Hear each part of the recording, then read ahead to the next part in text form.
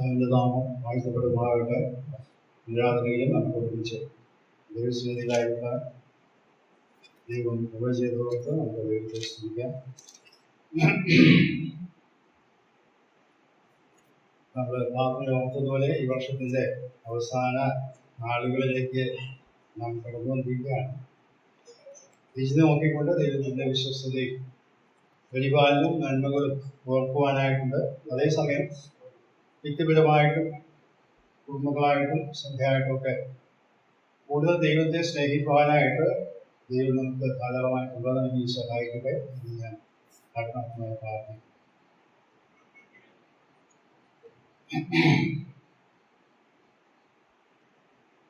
ഈ വിഷയം ഞാൻ പഠിപ്പിക്കാനായിട്ട് ഇവിടെ തിരഞ്ഞെടുത്തപ്പോഴേ എനിക്കും അല്പം ആശങ്കയുണ്ടായിരുന്നു. കാരണം ഇത് ഇങ്ങനെ വാസെടുക്കാൻ പറ്റിയൊരു വിഷയമാണോ എന്ന് പലർക്കും ആശങ്കയുണ്ട്. എന്നാൽ ഞാൻ ഈ വിഷയം പഠിക്കാനായിട്ട് ശ്രമിച്ചത് ഞാൻ പറഞ്ഞതുപോലെ കോവിഡിൻ്റെ സമയത്താണ് ഇത് പഠിക്കാനായിട്ട് കൂടുതൽ താല്പര്യം ഞാൻ കാണിച്ചത്. കാരണം അന്ന് ഒരു പരിപാടിക്ക് പോകാനായിട്ട് നിർത്തിയില്ല. വെളിയിൽ പോകാൻ പോലും വളരെ പരിമിതികളുണ്ട്. യോഗങ്ങളൊക്കെ സസ്പെൻഡ് ചെയ്തിരിക്കുകയാണ്. പിന്നെ കുറച്ച് കഴിഞ്ഞ് യോഗങ്ങൾ തുടങ്ങിയെങ്കിലും അതൊക്കെ പ്രായത്തിൻ്റെ പരിധിക്കുള്ളവർക്ക് മാത്രമായിട്ട് ഒതുക്കി. 65 വയസ്സ് താഴെയുള്ളത്.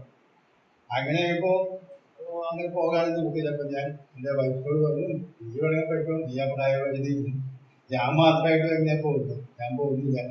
അപ്പോൾ അങ്ങനെ ഞങ്ങൾ വീട്ടിലിരിക്കാൻ കടകളിൽ പോകാൻ തന്നെ നമുക്കറിയാം അന്നത്തെ സാഹചര്യമൊക്കെ ഇവിടത്തേക്കാൾ കൂടുതൽ ബുദ്ധിമുട്ടാണ്. ഞങ്ങൾ എല്ലാ വഴിയിലും കയറൊക്കെ കെട്ടി പോലീസ് അവിടെ ബീച്ചുണ്ട്, അപ്പോൾ പോലീസ് വഴി നോക്കും.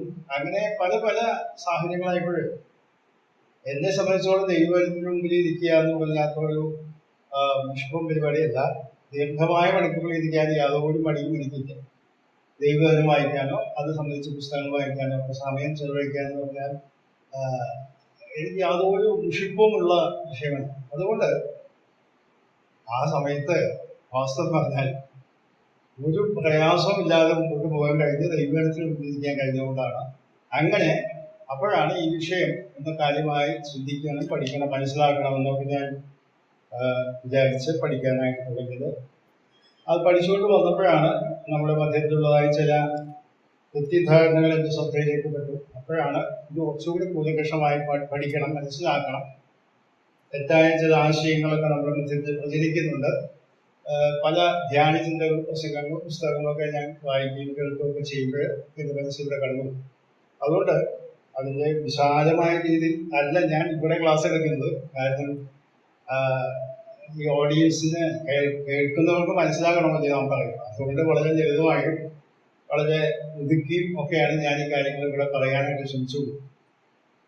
കഴിഞ്ഞ ആഴ്ച നാം ചിന്തിച്ച് അവസാനിച്ചത് ദൈവം തന്നെയാണ് മനുഷ്യന്റെ പരിഹാരത്തിനായിട്ട്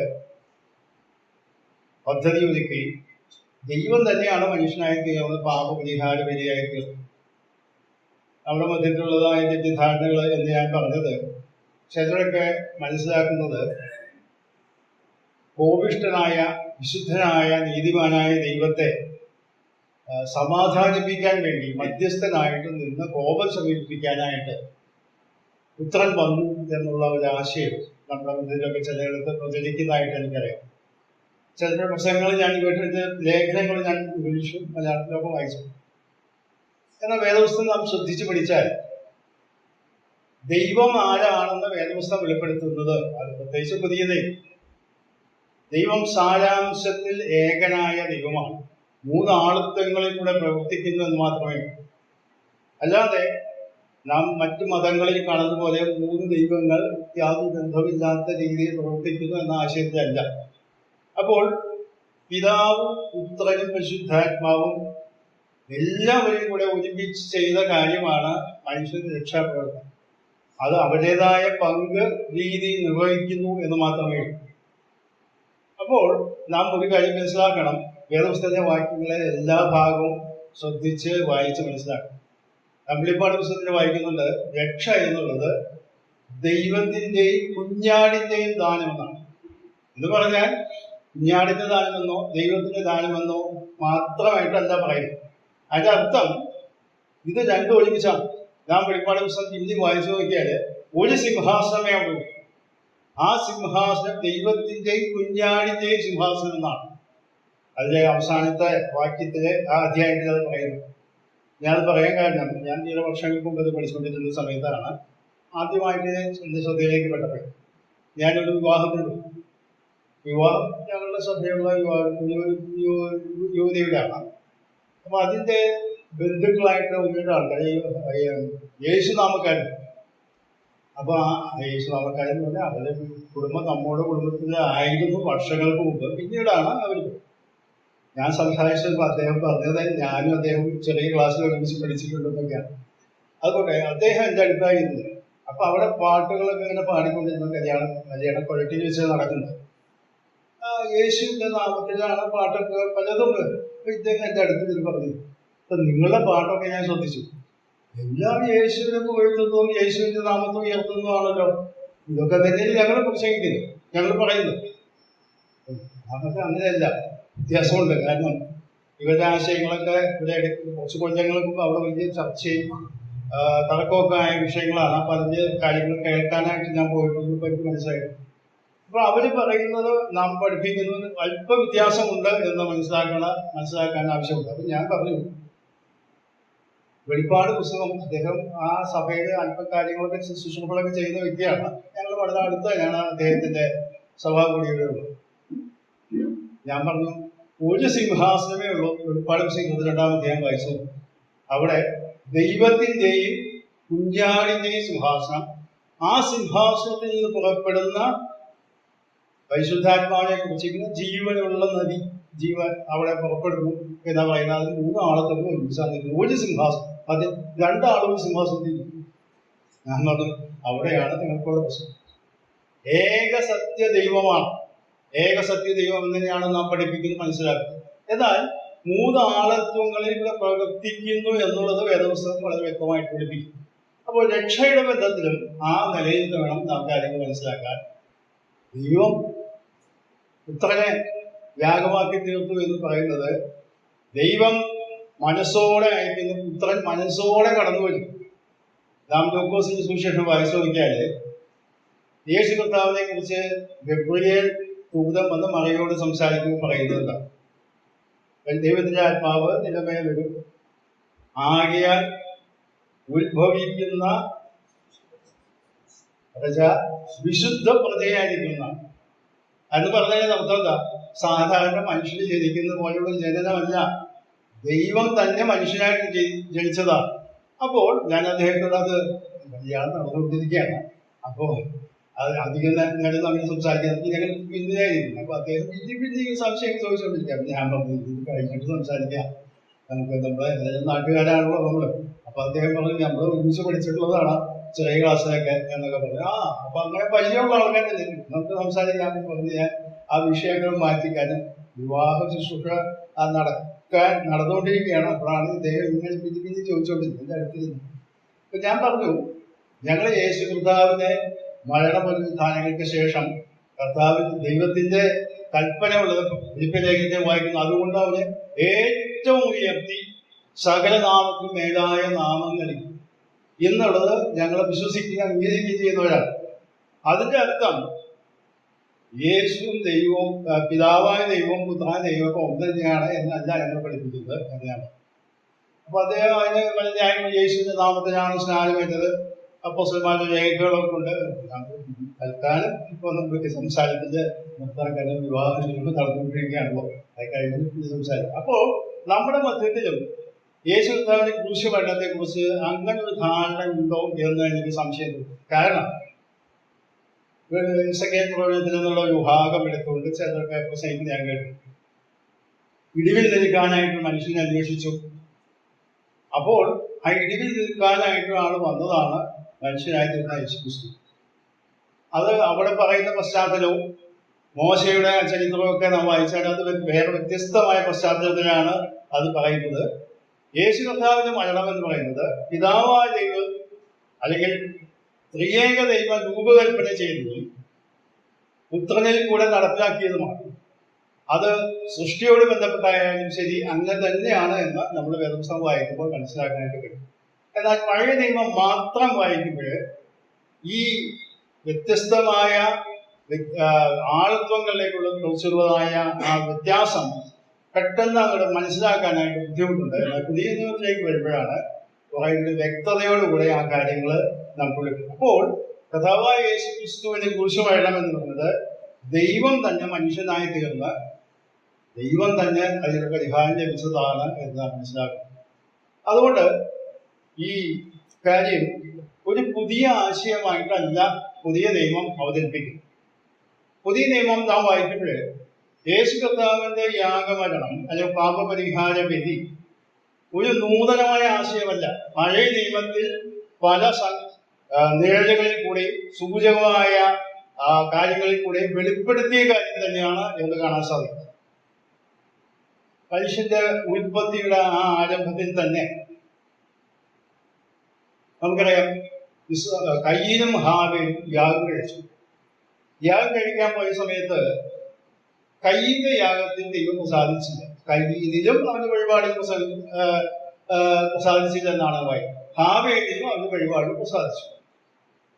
അപ്പോൾ കയ്യിന് കോപമുണ്ടായി. അപ്പോൾ ദൈവം നേരിട്ട് ഇവരോട് സംസാരിക്കുന്ന രംഗം നമുക്കറിയാം. നമ്മുടെ മനസ്സിൽ ആ ഭാഗം ഉണ്ടെന്ന് ഞാൻ വിചാരിക്കുന്നു.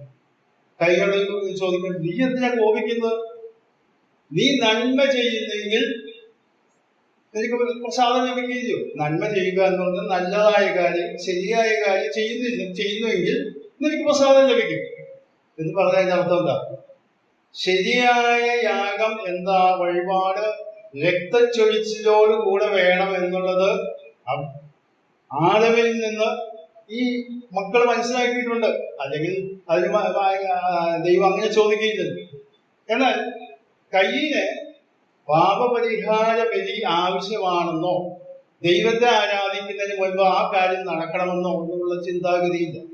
നാം യോഹന്നാൻ ലേഖനത്തിൽ വായിക്കുമ്പോൾ കയ്യിനെ കുറിച്ച് വായിക്കുന്ന ഒരു പദപ്രയോഗം, കൈ ദുഷ്ടനിൽ നിന്നുള്ളവനായി തന്റെ സഹോദരനെ കൊന്നതുപോലെയല്ല. ദുഷ്ടനിൽ നിന്നുള്ളവനായി എന്ന് പറഞ്ഞാൽ പിശാചിൽ നിന്നുള്ളവനായി എന്ന് പറഞ്ഞു. അപ്പൊ പിശാചിൽ നിന്നാണോ കൈ ജനിച്ചത്? ആദാം എന്ന ഹവയിൽ നിന്ന് തന്നെയാണ്. എന്നാൽ അവിടെ പറയപ്പെടുന്നത് അവന്റെ ആത്മീയ ഗുരു അല്ലെങ്കിൽ അവനെ ആത്മീയമായി നിയന്ത്രിച്ചിരുന്നത് പിശാചായിരുന്നു. അല്ലെങ്കിൽ ദൈവിക വഴികളെ മനഃപൂർവം അറിഞ്ഞിട്ടും പാപപരിഹാരം നടന്നതിന് ശേഷം അല്ലെങ്കിൽ ദൈവത്തെ ആരാധിക്കുന്നതിന് മുൻപായിട്ട് പരിഹാരം വന്നിട്ട് വേണം ദൈവത്തെ ആരാധിക്കാൻ എന്നുള്ള ബോധ്യം അവനറിയാമായിരുന്നിട്ടും അവനത് ചെയ്തു. ഞാൻ വായിക്കുന്നത് വിശ്വാസത്താൽ ഹാവേ ഉത്തമമായി ആഗ്രഹിച്ചു എന്നാണ്. എന്ന് പറഞ്ഞാൽ എന്താ വിശ്വാസം? ദൈവം പറഞ്ഞത് അങ്ങനെ തന്നെ വിശ്വസിച്ച് ആ പ്രമാണം പാലിച്ച് താൻ ചെയ്തു എന്നുള്ളതാണ്. അപ്പോൾ ഒന്നാമത്തെ ചരിത്രത്തിലെ ആദ്യ ഭാഗം മുതൽ തന്നെ പാപപരിഹാര വിധിക്ക് യാഗം ആവശ്യമാണെന്നുള്ള ഈ ചിത്രം അവിടെ രേഖപ്പെടുത്തിയതായിട്ട് നമുക്ക് കാണാൻ സാധിക്കും. എന്നാൽ ഞാൻ പുതിയ നിയമത്തിൽ സൂചിപ്പിക്കപ്പെടുന്നതായ യാഗങ്ങളുടെ കാര്യങ്ങൾ മാത്രമേ ഇന്ന് നിങ്ങൾ മുമ്പാകെ കൊണ്ടുവരാനായിട്ട് ആഗ്രഹിക്കുന്നു. നമുക്കറിയാം, ഒന്നാമത് എന്റെ ശ്രദ്ധയിലേക്ക് ഞാൻ പ്രധാനമായിട്ടും കൊണ്ടുവരുന്നത് പെസഹ കുഞ്ഞാട് അറക്കപ്പെടുന്ന ആ രംഗമാണ്. അപ്പോൾ നാം ഒരുപക്ഷെ ചിന്തിക്കും,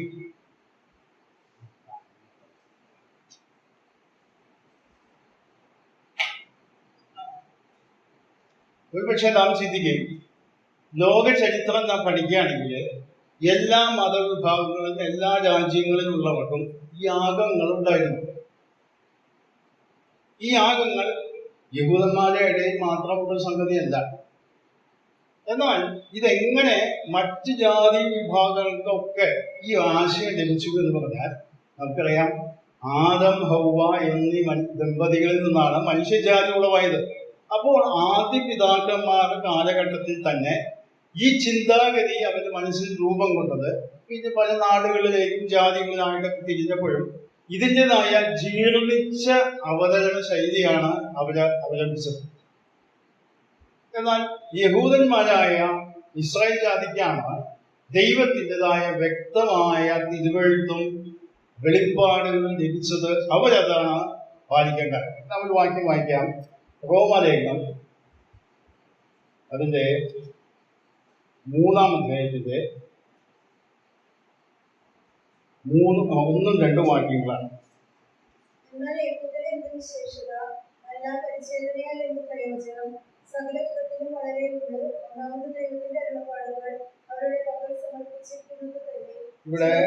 ഇവിടെ പറയുന്ന വാക്ക് ശ്രദ്ധിക്കുക. സകല വിധത്തിലും അവർക്ക് വളരെ മുൻഗണനയുണ്ട്. എന്താണ്? ഒന്നാമത് ദൈവത്തിന്റെ അരുളപ്പാടുകൾ അവരുടെ പക്കലാണ് സമർപ്പിച്ചിരിക്കുന്നത് എന്ന് പറഞ്ഞാൽ ഇസ്രായേൽ ജാതിക്കാണ് ദൈവത്തിന്റെ അരുളപ്പാടുകൾ നൽകപ്പെട്ടത്. അവരിലൂടെയാണ് ശരിയായ അരുളപ്പാടുകൾ ലഭിച്ചത്. എന്നാൽ മറ്റു ജാതികൾ ചെയ്യുന്നതോ ഈ ലഭിച്ചതായ ആശയങ്ങള് ജീർണിച്ചതായ ചില ആചാരങ്ങളാണ് അവർ പാലിച്ചത്. ഇതേ ലേഖനം തന്നെ, റോമാലേഖനം തന്നെ 9-ാം അധ്യായത്തിലേക്ക് വരുമ്പോൾ ഒരു കാര്യം കൂടെ പറയപ്പെടും. 9-ാം അധ്യായത്തിന്റെ അതിന്റെ 4-5 വാക്യം.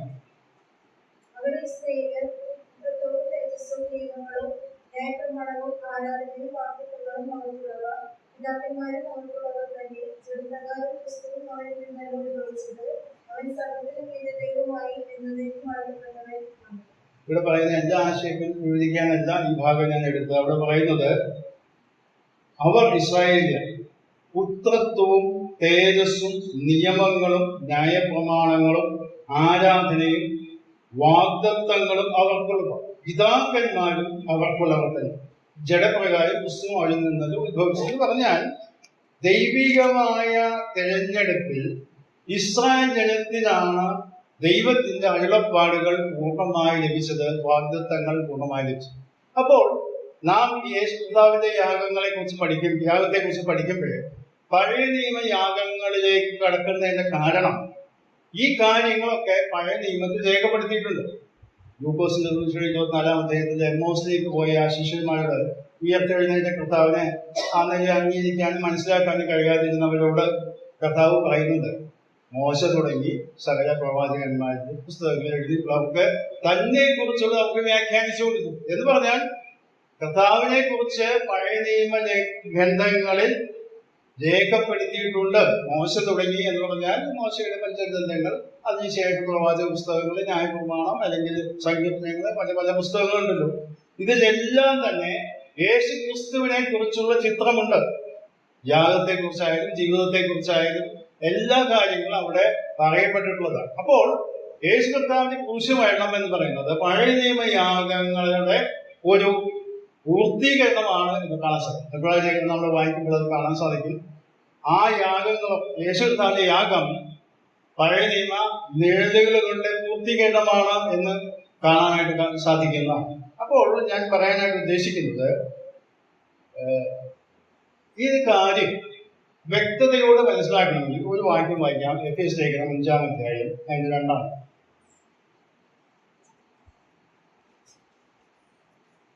ക്രിസ്തുവും നിങ്ങളെ സ്നേഹിച്ച് നമുക്ക് വേണ്ടി തന്നെ ദൈവത്തിന്റെ സൗകര്യവാസനയായ വഴിപാടും യാഗവുമായി അർപ്പിച്ചതുപോലെ സ്നേഹത്തിൽ നടക്കുകയും മതി.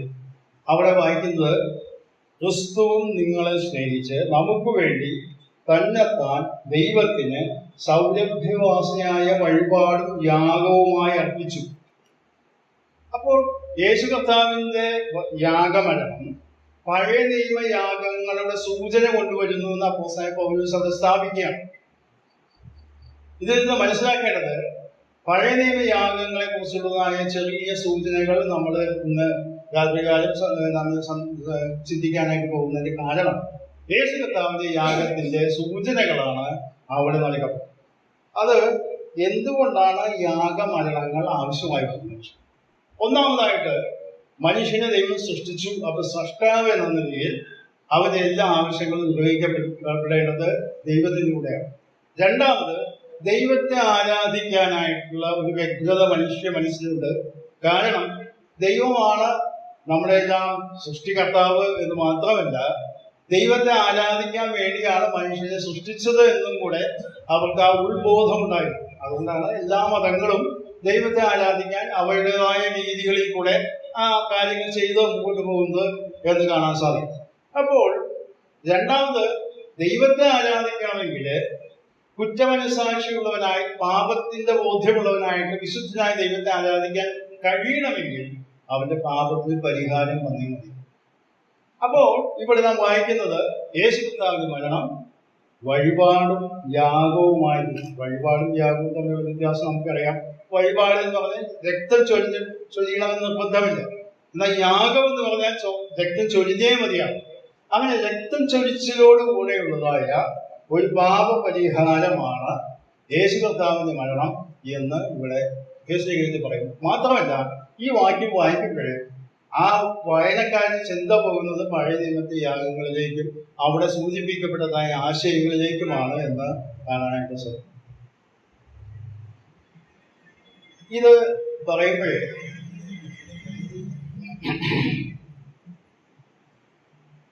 രക്തം ചൊരിഞ്ഞിട്ടാണ് യാഗമരണം നടത്തേണ്ടത് എന്നുള്ളത് ദൈവം തന്നെ ഏൽപ്പിച്ചതായ ഒരു കർമ്മമാണ്. നാം അതിന്റെ ഒരു വാക്യം വായിക്കാം. ലേവ്യ പുസ്തകം 17-ാം അധ്യായത്തിന്റെ 11-ാം വാക്യം.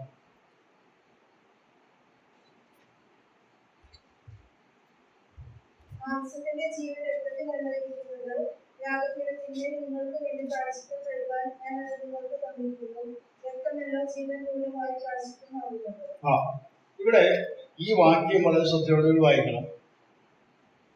വളരെ വ്യക്തമായി ദൈവം തന്നെ ഏൽപ്പിച്ചതാണ് ഈ യാഗം. രക്തം ചൊരിഞ്ഞുള്ളതായ മരണമാണ് പാപപരിഹാര ബലിക്ക് വേണ്ട മരണം എന്ന് കാണാനായിട്ട് സാധിക്കും. ഇവിടെ 3 കാര്യങ്ങളാണ് പ്രത്യേകിച്ച് പറയുന്നത് എന്ന് കാണാൻ സാധിക്കും. രക്തം എന്ന് പറയുന്നത് ജീവന്റെ ചിത്രമാണ്. അത് മറ്റു ഭാഗങ്ങളിൽ കാണാൻ സാധിക്കും. നോഹ പെട്ടകം കയറിയ പ്രളയമൊക്കെ കഴിഞ്ഞ് വെളിയിൽ വന്ന് യാഗമൊക്കെ നടത്തി. ആ സമയത്ത് ദൈവം നോഹയോട് പറഞ്ഞു, നിങ്ങൾ രക്തം ഭക്ഷിക്കാൻ പാടില്ല, കാരണം രക്തത്തിലാണ് ജീവനുള്ളത് എന്ന് പറഞ്ഞു.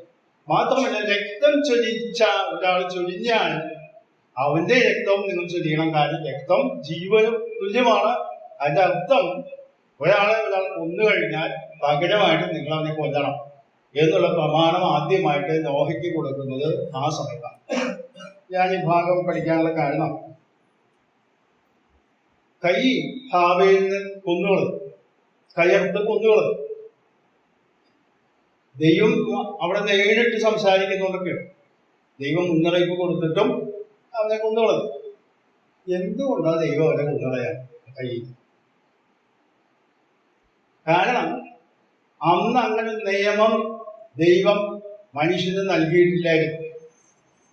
ഒരു വ്യക്തിയെ കൊന്നാൽ പകരം അവന് മരണശിക്ഷ കൊടുക്കണമെന്നുള്ള വ്യവസ്ഥ ആദ്യമായിട്ട് നടപ്പിലാക്കിയത് നോഹയുടെ ജലപ്രളയത്തിന് ശേഷമാണ് ദൈവം കൽപ്പന കൊടുത്തത്. അപ്പോൾ വേദപുസ്തകം നാം പഠിച്ചാല് ദൈവിക പ്രമാണങ്ങളൊക്കെ പടിപടിയായിട്ടാണ് പുരോഗമനപരമായിട്ട് പ്രോഗ്രസീവായ റെവലേഷൻ എന്ന് നമ്മൾ പറയും, ദൈവിക വെളിപ്പാടുകൾ ലഭിച്ചത്. അപ്പോൾ എല്ലാം ഒറ്റയടിക്ക് മനുഷ്യന് നൽകപ്പെട്ട പ്രമാണങ്ങളല്ല, ഓരോ കാലഘട്ടങ്ങളിൽ അതിന്റെ ആവശ്യമനുസരിച്ച് ദൈവം നൽകിയ പ്രമാണങ്ങളാണ്. എന്ന വിഷയം അതല്ലല്ലോ. അപ്പോൾ രക്തം ഇവിടെ വായിക്കുന്നത് രക്തത്തിലാണ് ജീവൻ ഉള്ളത്. രണ്ടാമത് വായിക്കുന്നത് പ്രായശ്ചിത്തം കഴിക്കാനായിട്ടാണ് ഇത് ഞാൻ നിങ്ങൾക്ക് പറഞ്ഞത്. ഇത് ദൈവം തന്നെ വെച്ച വ്യവസ്ഥയാണ്.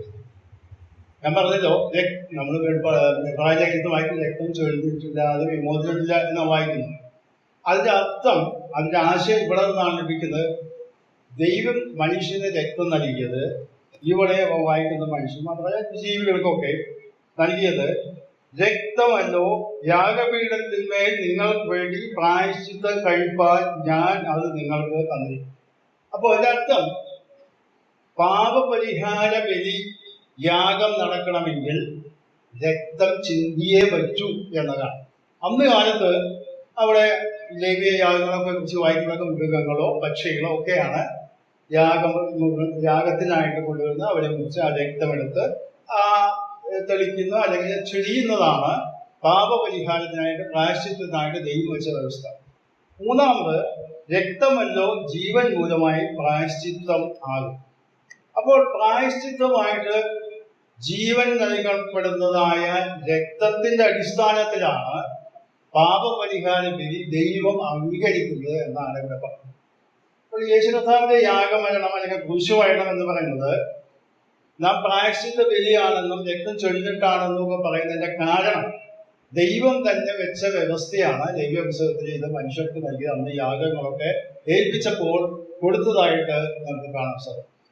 അപ്പോൾ ഈ നിലയിൽ നാം കാര്യങ്ങൾ മനസ്സിലാക്കുമ്പോൾ പഴയ ദൈവത്തിൽ തന്നെയാണ് ഈ ദൈവം ഈ വ്യവസ്ഥയൊക്കെ വെച്ചതായിട്ട് നമുക്ക് കാണാൻ സാധിക്കും. 1 19 വാക്യം നമുക്ക് വളരെ പരിചിതമായ വാക്യമാണ്. നിങ്ങൾ വീണ്ടെടുത്തിരിക്കുന്നത് പൊന്നു വെള്ളി മുതലായ വസ്തുക്കളെ കൊണ്ടല്ല, പുസ്തകന്ന നിർദോഷവും നിഷ്കളങ്കവുമായ കുഞ്ഞാടിന്റെ വിലയേറിയ രക്തം കൊണ്ടാണ് എന്ന് വായിക്കും. അപ്പോൾ യേശു കർത്താവിന്റെ രക്തം വിലയേറിയ രക്തമാണ്, അല്ലെങ്കിൽ പ്രഷ്യസ് ബ്ലഡ് എന്നുള്ള ആശയത്തിലാണ്. ഏറ്റവും വിലയുള്ള രക്തമാണ്. അതെന്തുകൊണ്ടാണെന്ന് അറിയാമോ? പാപമില്ലാത്ത രക്തമായിരുന്നു, പാപമില്ലാത്ത ജീവിതമായിരുന്നു. മനുഷ്യൻ ജനിക്കുമ്പോഴേ പാപിയായിട്ടാണ് ജനിക്കുന്നത്. നാം 51 സങ്കീർത്തനം വായിക്കുമ്പോൾ നമുക്കറിയാം, ദാവീദ് പറയുന്നുണ്ട്, പാപത്തിന്റെ എന്റെ അമ്മ എന്നെ ഗർഭം ധരിച്ചു എന്ന് പറയുന്നതിന്റെ അർത്ഥം ഗർഭധാരണ പാപമാണെന്നല്ല അവിടെ പറയുന്നത്. ജന്മന അല്ലെങ്കിൽ ഒരു വ്യക്തി ഗർഭപാത്രത്തിൽ രൂപം കൊള്ളുമ്പോഴേ തന്നെ അവൻ പാപിയായിട്ടാണ് ജനിക്കുന്നത്. അതായത് യേശു കർത്താവ് വിശുദ്ധ പ്രതിയായതുകൊണ്ട്, അവനിൽ പാപമില്ലാത്തതുകൊണ്ട്, പാപത്തിൻ്റെതായ യാതൊരു മാലിന്യമോ പ്രയാസങ്ങളോ ഇല്ലാത്ത വ്യക്തി ആയതുകൊണ്ട് ആ രക്തത്തെയാണ് വിലയേറിയ രക്തമായിട്ട് നമ്മുടെ പാപപരിഹാരം ലഭിക്കാനായിട്ട് ദൈവം ഏർപ്പെടുത്തിയ രക്തം.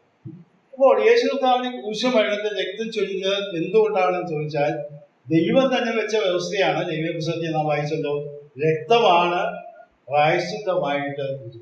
ഇപ്പോൾ കാൽവറി ക്രൂശിലെ മരണം എന്ന് പറയുന്നത് രക്തച്ചൊരിച്ചിലോടുകൂടിയുള്ള മരണമാണെന്നും രക്തം മൂലമാണ് വീണ്ടെടുപ്പ് നമുക്ക് ലഭിച്ചത് എന്നും ഇവിടെ വളരെ വ്യക്തമായിട്ട് കാണാൻ സാധിക്കും. നമ്മൾ ഈ ഭാഗങ്ങൾ പഠിക്കുമ്പോൾ ഒന്നാമതായിട്ട് എന്നെ ശ്രദ്ധയിലേക്ക് കടന്നു വന്നത് പുറപ്പാട് പുസ്തകം 11, 12, 13 അധ്യായങ്ങളിൽ വിവരിക്കുന്നതായ പെസഹ ആചരണത്തിനോട് ബന്ധപ്പെട്ടതായ ചരിത്രമാണ്. അവിടെ ഒന്ന് നിങ്ങളുടെ ശ്രദ്ധയിൽ കൊണ്ടുവരാം. പുറപ്പാട് പുസ്തകം 12-ാം അധ്യായം.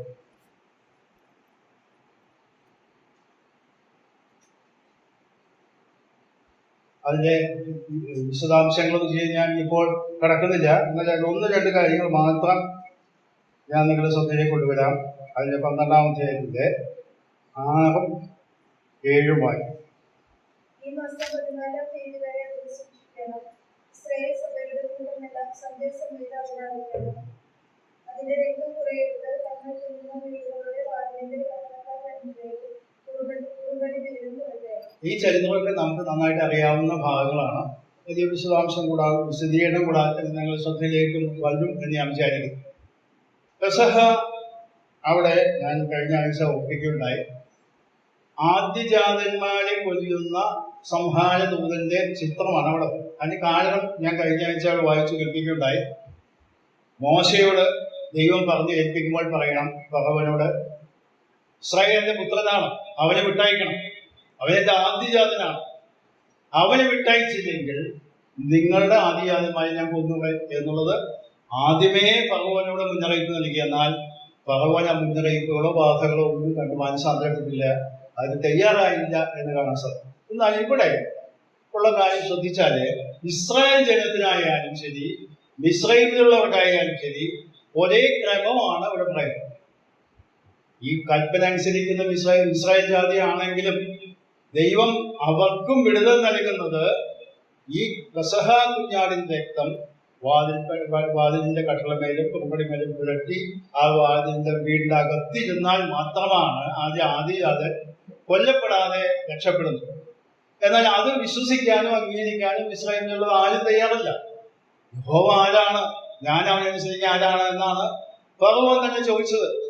അപ്പൊ നിങ്ങൾ പറയുന്ന യഹോവ എന്നും എനിക്ക് പ്രാധാന്യമുള്ള വ്യക്തിയല്ല എന്ന് വെല്ലുവിളിക്കുന്ന ഒരു വ്യക്തിയാണ് ഫറവോൻ. അപ്പോൾ ദൈവത്തിന്റെ പ്രമാണങ്ങളൊന്നും അവർക്ക് ബാധകമേ അല്ല, അവരെ അംഗീകരിക്കാൻ തയ്യാറുണ്ട്. എന്നാൽ ഇവിടെ ഞാൻ വായിക്കുന്നത് സംഹാരദൂതൻ അല്ലെങ്കിൽ ദൈവത്തിൻ്റെതായ ആ സംഹാരം നടക്കുന്ന സമയത്ത് ഇസ്രായേൽ ജാതിക്ക് കൊടുത്തിട്ടുള്ളതായ പ്രമാണമാണ്, കുട്ടിയെ വെക്കണം, ആ രക്തമെടുക്കണം, രക്തമെടുത്ത് അവിടെ കുറുമ്പടി മരി കടലമാടി പുരട്ടണം, മാത്രമല്ല ആ ആടിനെ ചുട്ട് തിന്നണം, നിങ്ങളൊക്കെ കൂടി ഭക്ഷിക്കും. അപ്പോൾ ഇതിൽ നമുക്ക് മനസ്സിലാക്കേണ്ടത് ദൈവം ഇവിടെ ന്യായാധിപതിയായി വരുന്നു, ദൈവം രക്ഷകനുമായിട്ട് വരുന്നു. ദൈവമാണ് ശിക്ഷയ്ക്കായിട്ട് വരുന്നത്, സംഹാരദൂതൻ വരുന്നു. ഈ ദൈവം തന്നെ ഇസ്രായേൽ ജാതിക്ക് രക്ഷകനായിട്ട് മാറുന്നത് ഈ പാപപരിഹാരത്തിനായിട്ട് ചൊരിയപ്പെട്ട കുഞ്ഞാടിന്റെ രക്തത്തിന്റെ അടിസ്ഥാനത്തിലാണ് എന്ന് നാം മനസ്സിലാക്കുന്നത്. മാത്രമല്ല, ഈ ആടിനെ ചുട്ട് തിന്നുമ്പോൾ അതിൽ പങ്കാളികളാകുന്ന ഒരവസ്ഥ കൂടെ, ഈ രക്ഷയുടെ പങ്കാളിത്തം ഇവർക്കൊക്കെ അനുഭവിക്കാൻ കഴിയും, ഒരു കുടുംബത്തിന് അതിനെ കഴിയും. അപ്പോൾ ഒന്ന് രണ്ട് കാര്യങ്ങളാണ് ആ ഭാഗത്ത് ശ്രദ്ധിക്കാനുള്ളത്. ഒന്ന്, യഹോവ തന്നെ ന്യായാധിപൻ, യഹോവ തന്നെയാണ് വീണ്ടെടുപ്പുകാരൻ. മൂന്നാമത്, ഈ കാര്യം സ്ഥാപിക്കുന്ന സമയത്ത്, ഈ കാര്യം പറഞ്ഞ സമയത്ത് ദൈവം അവരോട് പ്രത്യേകമായ ഒരു കൽപ്പന കൊടുത്തതായിട്ട് വായിച്ചു. അതിന്റെ 13-ാം അധ്യായം, അതിന്റെ 1, 2, 3 വാക്യം. പുറപ്പാട് പുസ്തകം 13-ന്റെ 1, 2, 3 വാക്യം. ഇസ്രായേൽമക്കളുടെ ഇടയിൽ മനുഷ്യരിലും മൃഗങ്ങളിലും കടന്നുകളായി കൊടുക്കുന്നതിനൊക്കെയും എനിക്കായി ശുദ്ധീകരിക്കുക, അത് എനിക്കുള്ളതാകുന്നു എന്ന് കൽപ്പിച്ചു. അപ്പോൾ മോശെ ജനത്തോട് പറഞ്ഞത്, നിങ്ങൾ അടിമകളായ ഇസ്രായേലിൽ നിന്ന് പുറപ്പെട്ടു പോകാൻ ഈ ദിവസത്തെ ഉറപ്പുകൊണ്ടു. യഹോവ ബലമുള്ള കൈകൊണ്ട് നിങ്ങളെ അവിടെ നിന്ന് പുറപ്പെടുവിച്ചു. അതുകൊണ്ട് പുറത്തുള്ള അപ്പം തിന്നരുത് മതി. അവിടെ ശ്രദ്ധിച്ച് വായിച്ചു നോക്കിയാൽ നമുക്കറിയാം, ഈ ദിവസം നിങ്ങൾക്ക് ഓർമ്മ നാളായിരിക്കണം. മാത്രമല്ല, നിങ്ങളുടെ കഴിഞ്ഞൂലൊക്കെ എനിക്കുള്ളതാണ്.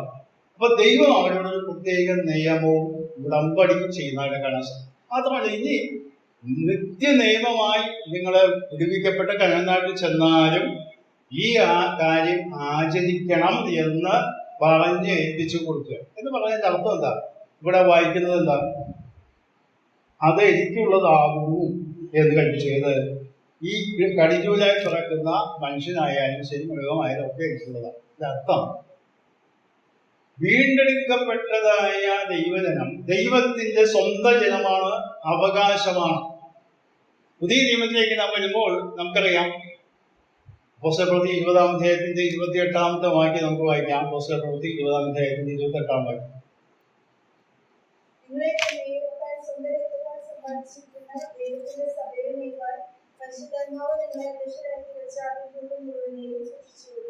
അവിടെ വായിക്കുന്നത്, നിങ്ങളെ തന്നെ താൻ സ്വന്തം രക്തത്താൽ സമ്പാദിച്ചിരിക്കുന്ന ദൈവത്തിന്റെ സഭ.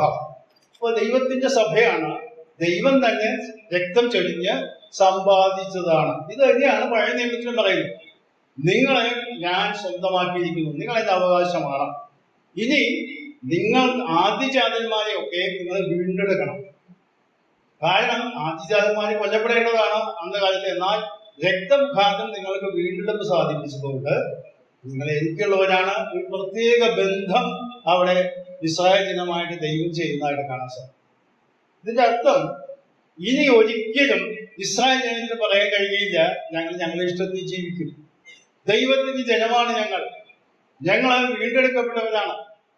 ഇത് തന്നെയാണ് പുതിയ നിയമത്തിൽ പറയുന്നത്.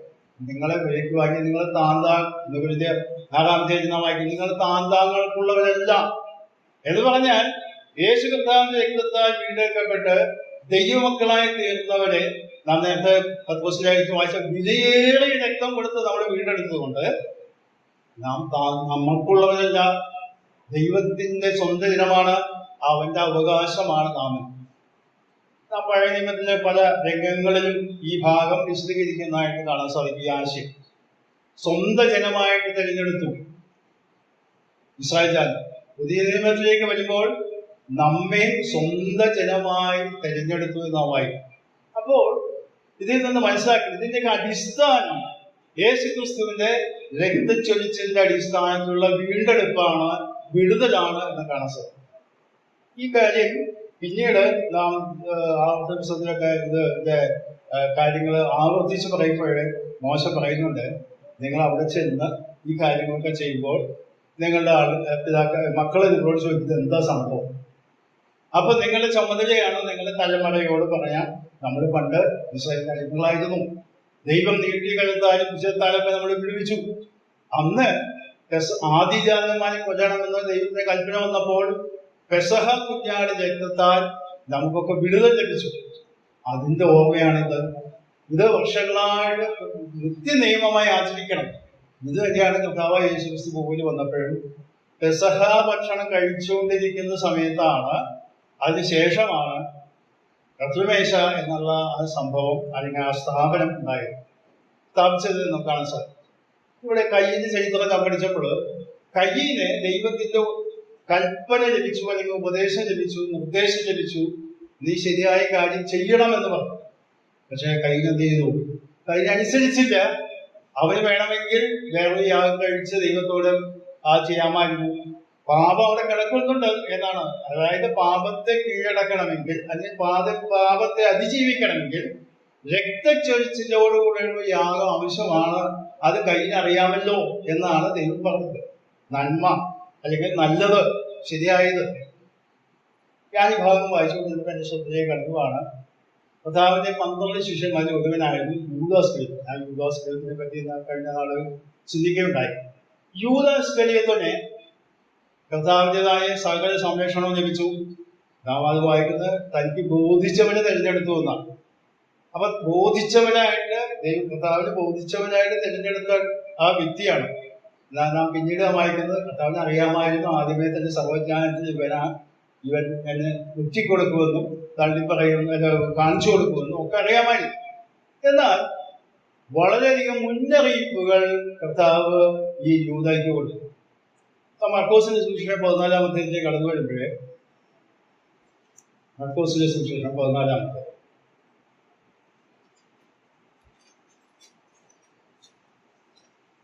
അധ്യായം അവിടെ യൂദാ ഇസ്കരിയോത്ത് കർത്താവിന്റെ മറ്റു ശിഷ്യന്മാരെ പോലെ തന്നെ എല്ലാ കാര്യങ്ങളും ചെയ്ത് ഉപദേശവും കേട്ട് നടന്നവനാണെങ്കിലും അവിടെ 10-ാം വാക്യത്തിൽ വായിക്കും, 10-11 വാക്യം വായിക്കുമ്പോൾ ഈ യൂദയ്ക്ക് ഉണ്ടായ പ്രത്യേകമായ ചിന്താഗതി അവിടെ വായിക്കാം.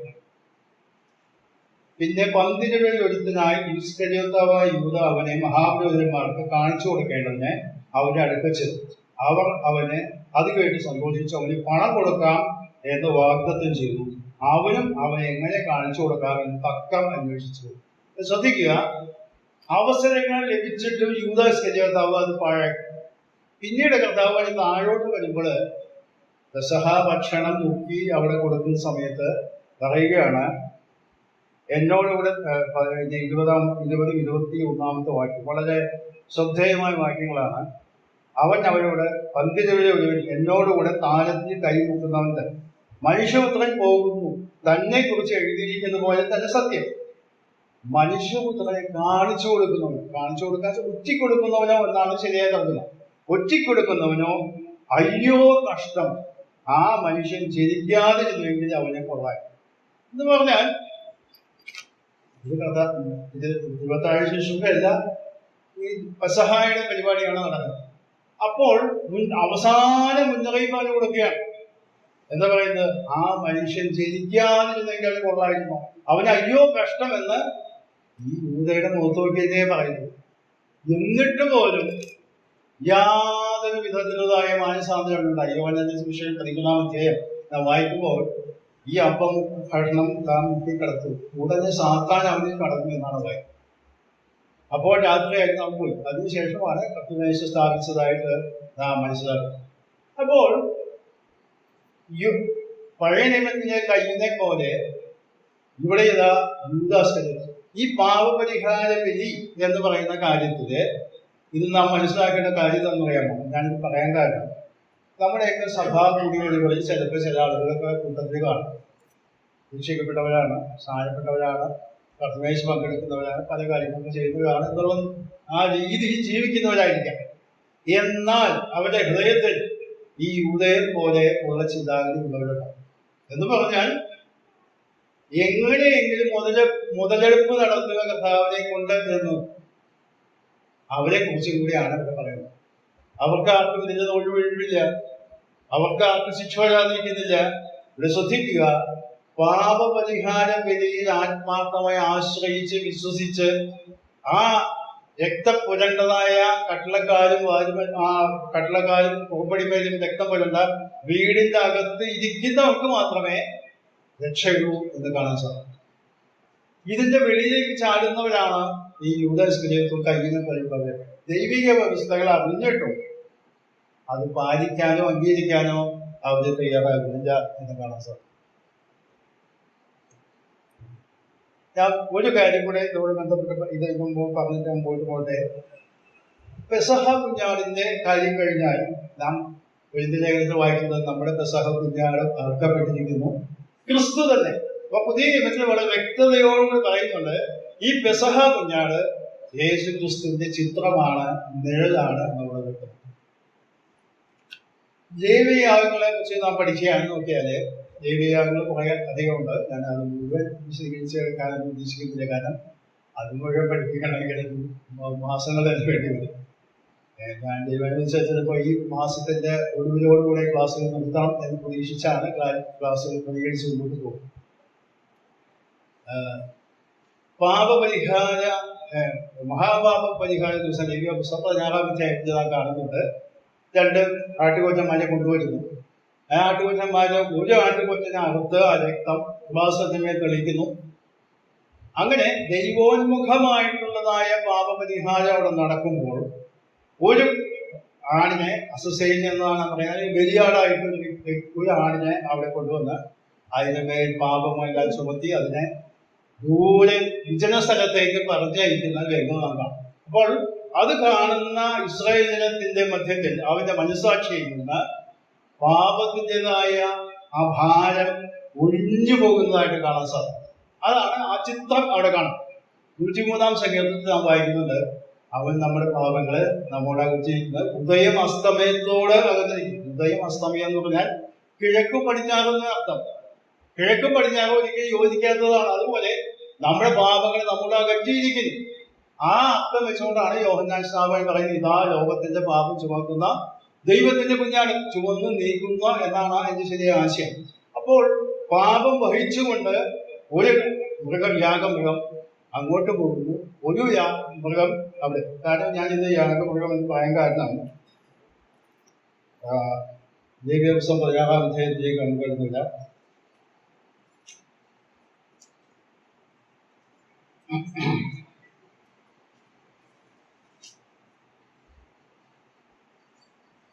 അതിന്റെ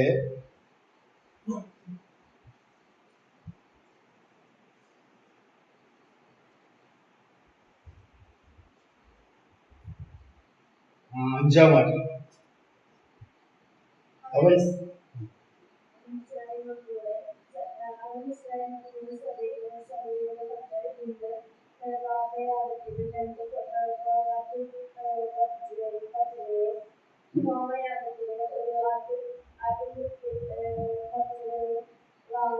മതി. അവിടെ വായിക്കാൻ ശ്രദ്ധിക്കുക. ഇസ്രായേൽ മക്കളുടെ സഭയുടെ പക്കൽ നിന്ന് പാപയാഗത്തിന് 2 കോലാട്ടുകൊറ്റനും ഹോമയാഗത്തിന് 1 ആട്ടുകൊറ്റനെയും വാങ്ങി. 2 കോലാട്ടുകൊറ്റന്മാരെ വാങ്ങിച്ചത് എന്തിനാണ്? പാപയാഗത്തിന്. അപ്പൊ പാപയാഗത്തിന് 2 കോലാട്ടുകൊറ്റന്മാരെ 2 എണ്ണം വാങ്ങിക്കുന്നത് ഒന്ന് അവിടെ ദൈവത്തിന്റെ സന്നിധിയിലുള്ള പാപപരിഹാരം നടത്തുന്നു എന്ന് മാത്രമല്ല, അവന്റെ മനസ്സാക്ഷിയിൽ നിന്നും പാപത്തിൻ്റെതായ പരിഹാരം വരുത്താൻ ആ യാഗം അകത്തെ അവിടെ കൊല്ലുന്നില്ല, അതിൽ നിയമിക്കപ്പെട്ട ഒരാളുടെ വശം മരുഭൂമിയിലേക്ക് അയക്കുക. ഈ കാര്യം നാം വായിക്കുമ്പോൾ ഇബ്രായ ലേഖനം 2 വാക്യങ്ങളോടെ ഞങ്ങളുടെ ശ്രദ്ധയിലേക്ക് ഞാൻ വായിച്ച് കേൾപ്പിച്ചു തരാം. ഇബ്രായ ലേഖനം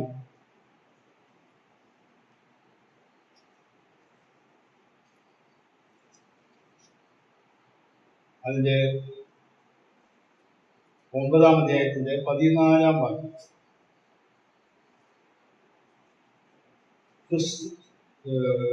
നിത്യാത്മാവിനാൽ ദൈവത്തിന് തന്നെത്താൻ നിഷ്കളങ്കനായി അർപ്പിച്ച ക്രിസ്തുവിന്റെ രക്തം ജീവനുള്ള ദൈവത്തെ ആരാധിപ്പാൻ നിങ്ങളുടെ മനസാക്ഷിയെ നിർജീവ പ്രവൃത്തികളെ പോക്കി എത്ര അധികം ശുദ്ധീകരിക്കും.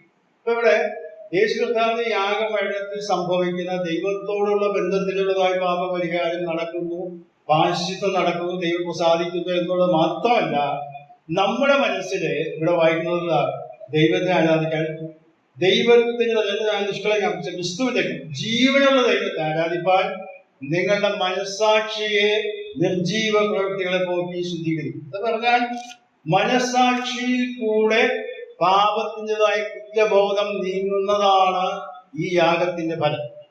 ഇത് 10-ാം അധ്യായത്തിലേക്ക് കടന്നു. ലേഖനത്തിന്റെ 10-ാം അധ്യായത്തിൽ നാം വായിക്കുന്നത് അതിന്റെ 19 മുതൽ 22 വരെയുള്ള വാക്യങ്ങളാണ് വായിക്കുന്നത്. അതുകൊണ്ട് സഹോദരന്മാരെ, യേശു തന്റെ ദേഹം എന്ന തിരശ്ശീലയിൽ കൂടി നമുക്ക് പ്രതീക്ഷിച്ച ജീവനുള്ള പുതുവഴിയായി തന്റെ രക്തത്താൽ വിശുദ്ധമന്ദിരത്തിലേക്കുള്ള പ്രവേശനത്തിന് ധൈര്യവും ദൈവാലയത്തിന്റെ മേൽ ഒരു പുരോഹിതനും നമുക്കുള്ളത് കൊണ്ട് നാം ദുർമനസാക്ഷിയുടെ തീരുമാനം ഹൃദയങ്ങളിൽ കടത്തപ്പെട്ടവരും ശുദ്ധവെള്ളത്താൽ ശരീരം കടത്തപ്പെട്ടവരുമായി വിശ്വാസത്തിന്റെ പൂർണ്ണനിശ്ചയം കൊണ്ട് പരമാർത്ഥ ഹൃദയത്തോടെ അടുത്ത് ചെല്ലുക. അവിടെ പറയുന്നത് എന്താന്ന് പറയാമോ? ദുർമനസാക്ഷി നീങ്ങുമാറ്. അപ്പോൾ നമ്മുടേതായ ദോഷകരമായ മനസാക്ഷി, കുറ്റമനസാക്ഷി നീങ്ങിയിട്ട് ദൈവത്തെ ആരാധിക്കാൻ തക്കവണ്ണം പ്രാപ്തമായത് യേശുക്രിസ്തുവിന്റെ യാഗം. അപ്പോൾ മഹാപാപ പരിഹാര ദിവസത്തിൽ 2 കോലാട്ടുകൊറ്റന്മാരെ കൊണ്ടുവന്ന് ഒന്നിനെ അവിടെ കൊന്ന യാഗം രക്തം പ്രവാസത്തമേ തളിക്കുമ്പോൾ ദൈവത്തിന്റെ സന്നിധിയിൽ നിന്നുള്ളതായ വീണ്ടെടുപ്പ് ലഭിക്കുന്നു, ആ ജനത്തിന് ലഭിക്കുന്നു എന്ന് മാത്രമല്ല, കോലാട്ടുകൊറ്റൻ പാപം വഹിച്ചുള്ള നിർജ്ജന സ്ഥലത്തേക്ക് പോകുമ്പോൾ അവരുടെ പാപം എന്നേക്കുമായി മാറ്റപ്പെട്ടു എന്നുള്ളതായ ബോധ്യം കൂടെ അവർ മനസ്സിലാക്കണം. പുതിയ ദൈവത്തിലും ഇതേ ആശയം തന്നെയാണ് ഇവിടെ വായിക്കുന്നത്. ദൈവത്തെ ആരാധിക്കാൻ വരുമ്പോൾ പാപത്തിന്റെ കുറ്റബോധത്തോടുകൂടെ എന്താണ് വരുന്നത്? കാരണം നമ്മുടെ ദൈവം നീതിമാന്മാരായിട്ട് പ്രഖ്യാപിച്ചു. ആ നീതി എന്ന് പറയുന്ന ജീവിതത്തിൽ ലഭിക്കുന്ന പ്രായോഗിക നീതിയല്ല. യേശു കർത്താവിന്റെ നീതി നമുക്ക് കണക്കിട്ടതുകൊണ്ട് നമ്മെ നീതിമാന്മാരായി വിശുദ്ധന്മാരായി ദൈവം പ്രഖ്യാപിച്ചു. അതിന് ഈ യാഗത്തിന്റെ യേശു കർത്താവിന്റെ യാഗത്താൽ ഒന്ന് മനസാക്ഷിയെ നിർജീവ പ്രവൃത്തികളെ പോക്കി ശുദ്ധീകരിക്കുന്നു. രണ്ടാമതായിട്ട് ദുർമനസാക്ഷി നീങ്ങി ദൈവത്തെ പരമാർത്ഥ ഹൃദയത്തോടുകൂടെ ആരാധിക്കുവാനും ദൈവസന്നിധിയിൽ ചെല്ലാനുള്ള അവകാശം നമുക്ക് ലഭിക്കും. അപ്പോൾ പരമാർത്ഥ ഹൃദയത്തോടെ എന്ന് പറയുന്ന അർത്ഥം, അല്ലെങ്കിൽ ദുർമനസാക്ഷി നീങ്ങി എന്ന് പറഞ്ഞാൽ ഇനി പാപബോധം വഹിച്ചുകൊണ്ടല്ല നാം കർത്താവിനെ ആരാധിക്കാൻ വരുന്നത്.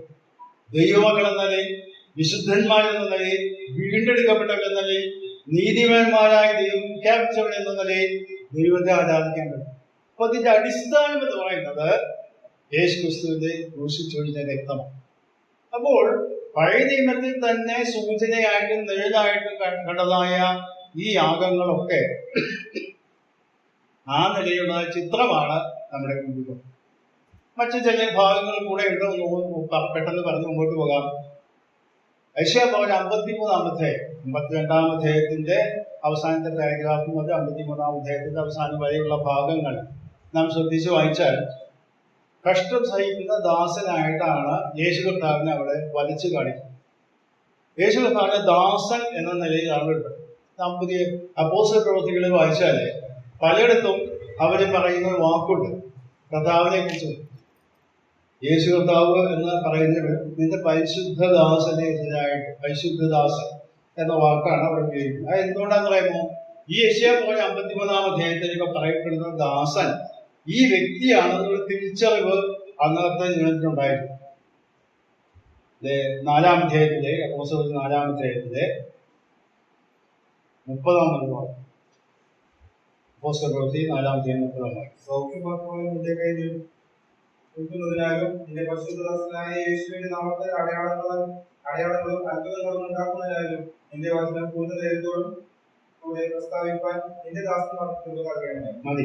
അവിടെ യേശു കർത്താവിനെ വിവരിക്കുന്ന വാക്കാണ് നിന്റെ പരിശുദ്ധദാസൻ.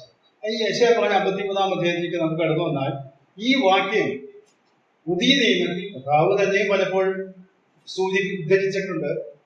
പല ലേഖനങ്ങളിലും അപ്പോസ്തല പ്രവൃത്തികളിലും ഒക്കെ ആവർത്തിച്ച് ഉദ്ധരിക്കപ്പെട്ട വാക്യമാണ്. പുതിയ എല്ലാ ഭാഗങ്ങളിലും കാണാനായിട്ട് സാധിക്കും. അവിടെ കാണുന്നത്, അവിടെ ശ്രദ്ധിച്ച് വായിച്ചാൽ നമുക്കറിയാം, അവിടെ വായിക്കുന്നത് 5-ാം വാക്യം. എന്നാൽ അവൻ നമ്മുടെ അതിക്രമങ്ങൾ നിമിത്തം മുറിവേറ്റും നമ്മുടെ അകൃതിക നിമിത്തം തകർന്നിരിക്കുന്നു. നമ്മുടെ സമാധാനത്തിനായുള്ള ശിക്ഷ അവന്റെ മേൽ ആയി, അവന്റെ അടിപ്പിണരുകളാൽ നമുക്ക് സൗഖ്യം മതി. ഈ വാക്യം ഉദ്ദേശിച്ചുകൊണ്ട് പത്രോസ് ലേഖനത്തിൽ എഴുതുന്നുണ്ട്, അവന്റെ അടിപ്പിണരാൽ നിങ്ങൾക്ക് സൗഖ്യം വന്നു എന്ന് പറഞ്ഞാൽ പഴയ നിയമത്തിൽ തന്നെ യേശു കർത്താവിന്റെ ക്രൂശുമരണത്തിന്റെ ചിത്രങ്ങൾ പല രീതി യാഗങ്ങളിൽ മാത്രമല്ല ഈ ഭാഗങ്ങളിലൊക്കെ 22-ാം സങ്കീർത്തനത്തിൽ പല സങ്കീർത്തനങ്ങളുമുണ്ട്.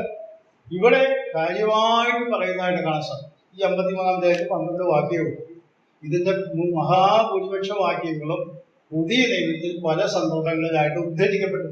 അതിന്റെ അർത്ഥം യേശു കർത്താവിനെ അറിയാമായിരുന്നു, അപ്പോസ്തലന്മാർക്കും അറിയാമായിരുന്നു. ഈ 53-ാം അധ്യായം അല്ലെങ്കിൽ 52-ന്റെ 13 മുതൽ ഈ 53-ന്റെ 12 വരെയുള്ള ഭാഗങ്ങൾ ഈ ദാസനായി തീർന്ന കർത്താവിനെ കുറിച്ചാണെന്നുള്ളത്. അതായത് 52-ന്റെ 13-ാം വാക്യം എന്റെ ദാസൻ കൃതാർത്ഥനാകും എന്നാണ് പറയുന്നത്. അത് കഴിഞ്ഞ് 53-ന്റെ 11-ാം വാക്യത്തിലും നീതിമാനായ എന്റെ ദാസൻ എന്ന് പറഞ്ഞാൽ യേശു കർത്താവിനെ കുറിച്ചാണ്. അതുകൊണ്ടാണ് അപ്പോസ്തല പ്രവൃത്തിയിൽ അപ്പോസ്തല പത്രോസും മറ്റുള്ളവരൊക്കെ കർത്താവിനെ ദാസൻ എന്ന് വിളിക്കും. പരിശുദ്ധ ദാസൻ എന്ന് പറഞ്ഞാൽ ഈ പഴയ നിയമത്തിൽ പറയപ്പെട്ടിട്ടുള്ള എന്റെ പൂർത്തീകരണമാണ് കർത്താവിന്റെ ക്രൂശുമരണം എന്നുള്ള കാര്യം നാം മനസ്സിലാക്കും. അല്ലാതെ നൂതനമായ ഒരു ആശയമോ ഒന്നുമല്ല. യേശു കർത്താവിന്റെ മരണം എന്നുള്ളത് ദീർഘനൂറ്റാണ്ടുകൾക്ക് മനുഷ്യന്റെ സൃഷ്ടിക്ക് മുമ്പ് ലോകസ്ഥാപനത്തിന് മുമ്പ് നിയമിക്കപ്പെട്ട കാര്യമാണ് എന്ന് പല സ്ഥലങ്ങളിൽ നാം രേഖപ്പെടുത്തി കാണുന്നുണ്ട്. 1 പത്രോസ് 1-ാം അധ്യായത്തിലേക്ക് വാക്യം വായിക്കാം. 1 പത്രോസ് 1-ാം അധ്യായത്തിന്റെ 20-ാമത്തെ വാക്യം.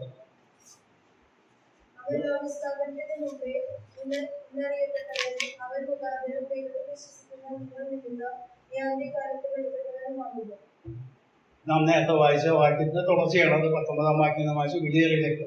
എന്നിട്ട് പറയുകയാണ് അവൻ പറഞ്ഞ കർത്താവായ യേശു ക്രിസ്തു ലോകസ്ഥാപനത്തിന് മുമ്പേ മുന്നറിയപ്പെട്ടവനും അവൻ മുഖാന്തരം ദൈവത്തിൽ വിശ്വസിക്കുന്ന നിങ്ങൾ നിമിത്തം ഈ അന്ത്യകാലത്ത് വെളിപ്പെട്ടവനുമാകും. അപ്പോൾ ദൈവത്തിന്റെ ഈ പദ്ധതി ദൈവം നിത്യതയിൽ ലോകസ്ഥാപനത്തിന് മുമ്പേ വിഭാവനം ചെയ്യുന്നതും പദ്ധതി ആസൂത്രണം ചെയ്യുന്നതുമാണ്. എന്നാൽ അത് പഴയ നിയമത്തിലെ പല സ്ഥലങ്ങളിൽ യാഗങ്ങളിൽ കൂടെ പല പ്രവചനങ്ങളിൽ കൂടെ ഒക്കെ വെളിപ്പെടുത്തി തന്നതാണ് അതിന്റെ കർത്താവിന്റെ ക്രൂശുമരണം, യാഗമരണം അല്ലെങ്കിൽ പ്രായശ്ചിത്ത മരണം എന്ന് കാണാൻ സാധിക്കും. അപ്പോൾ അതുകൊണ്ടാണ് ലൂക്കോസ് 24-ാം അധ്യായത്തിലെ അപ്പോസ്തലർക്ക് പോകുന്ന ശിഷ്യന്മാരുടെ കർത്താവ് പറഞ്ഞത്, നിങ്ങൾ പ്രവാചകനും പറഞ്ഞതെല്ലാം വിശ്വസിക്കാത്ത മന്ദബുദ്ധികളെ എന്ന് പറഞ്ഞുകൊണ്ട് അവരെ അഭിസംബോധന ചെയ്ത് പറയുന്നു. മോശ തുടങ്ങി പ്രവാചകന്മാരുടെ പുസ്തകങ്ങളൊക്കെ എന്നെ കുറിച്ച് എഴുതിയിരിക്കുന്നത് ഞാൻ നിങ്ങൾക്ക് വീഴ്ച കൊടുത്തു. അത് വീഴ്ച കൊണ്ടിരുന്നപ്പോൾ പിന്നീട് അവര് പറഞ്ഞത് അവരുടെ ഹൃദയം കത്തിക്കൊണ്ടിരുന്നു എന്നാണ്. എന്താ പറഞ്ഞാൽ അപ്പോഴാണ് അതിന്റെ ആശയം പൂർണ്ണമായിട്ട് അവർക്ക് ഉൾക്കൊള്ളാൻ കഴിഞ്ഞത്. പഴയ നിയമത്തിലൊക്കെ പറയപ്പെട്ടതിന്റെ നിവൃത്തിയാണ് യേശു കർത്താവിനെ ക്രൂശുമരണം. അല്ലാതെ റോമൻകാരെ കണ്ടുപിടിച്ച ഒരു ആശയമോ അല്ലെങ്കിൽ കൊന്നുകളഞ്ഞതോ അങ്ങനെ അന്നത്തെ കാലത്ത് പ്രത്യേക സാഹചര്യത്തിലുണ്ടായ സംഭവമല്ല. ലോകസ്ഥാപനത്തിലുള്ള ദൈവം തീരുമാനിച്ചതും പഴയ നിയമ തിരുവെഴുത്തുകളിൽ കൂടെ ഉടനീളം വെളിപ്പെടുത്തപ്പെട്ടതും തക്ക സമയത്ത് അത് നാം വായിച്ചതുപോലെ നിങ്ങൾ നിമിത്തം ഈ അന്ത്യകാലത്ത് വെളിപ്പെട്ടത്. അതുകൊണ്ടാണ് യേശു കർത്താവിന്റെ ക്രൂശുമരണം ഒരു യാദൃച്ഛിക സംഭവമല്ല. പാപപരിഹാര വിധിയായിട്ട് പ്രായശ്ചിത്ത മരണമായിട്ട് പാപങ്ങൾക്ക് വേണ്ടി രക്തം ചൊരിഞ്ഞ് മരിക്കണം എന്നുള്ള ദൈവിക വ്യവസ്ഥയുടെ പൂർത്തീകരണമായിട്ടാണ് ഞാൻ കാണുന്നത്. അതുകൊണ്ട് ഈ ഭാഗം നാം ചിന്തിക്കുമ്പോഴേ ഇത് ഇത്രയും കാര്യങ്ങൾ ഓർത്തിരിക്കുമ്പോൾ തന്നെ നാം മനസ്സിലാക്കണം, പിതാവും പുത്രനും പരിശുദ്ധാത്മാവും ഒരുമിച്ച് പങ്കാളികളായ കാര്യമാണ് ക്രൂശുമരണവും സൃഷ്ടികർമ്മവും എന്ന് കാണാൻ സാധിക്കും. അവര് അവരുടേതായ പങ്ക് നിർവഹിക്കുന്നു. പിതാവ് രൂപകൽപ്പന ചെയ്യുന്നു, പുത്രൻ നടപ്പിലാക്കുന്നു. മാത്രമല്ല ആ കാര്യം നാം നിത്യാത്മാവിനാൽ ദൈവത്തിന് തന്നെത്താൻ അർപ്പിച്ച എന്നാണ് നാം വായിക്കുന്നത്. അല്ല, പിന്നീട് മനുഷ്യരോട് ബന്ധപ്പെട്ട് കർത്താവ് ചെയ്ത ഈ കാര്യം പരിശുദ്ധാത്മാവ് നമ്മുടെ ഹൃദയങ്ങളിൽ പകർന്നു. റോമലേഖനത്തിൽ വായിക്കുന്ന പോലെ ദൈവത്തിന്റെ സ്നേഹം പരിശുദ്ധാത്മാവ് ഹൃദയങ്ങളിൽ പകർന്നു. പാപത്തെക്കുറിച്ചും നീതിയെക്കുറിച്ചും ന്യായവിധിയെക്കുറിച്ചും ബോധ്യം വരുത്തി. അങ്ങനെ നാം ദൈവമക്കളായിരുന്നു. ഇപ്പോഴും പരിശുദ്ധാത്മാവ് പ്രവർത്തിച്ചുകൊണ്ടിരിക്കുകയാണ്. പുത്രത്തിന്റെ 3 ആളത്വങ്ങളും എല്ലാ സമയവും ഒരുമിച്ചല്ല പ്രവർത്തിക്കുന്നത് നമുക്ക് കാണാൻ സാധിക്കും. പുത്രൻ ഭൂമിയിലേക്ക് കടന്നു വന്നപ്പോൾ പറഞ്ഞത്, ഈ ഭൂമി ഞാൻ നിന്നെ മഹത്വപ്പെടുത്തി, എനിക്ക് ചെയ്യുവാൻ തന്ന പ്രവൃത്തി തികച്ചു.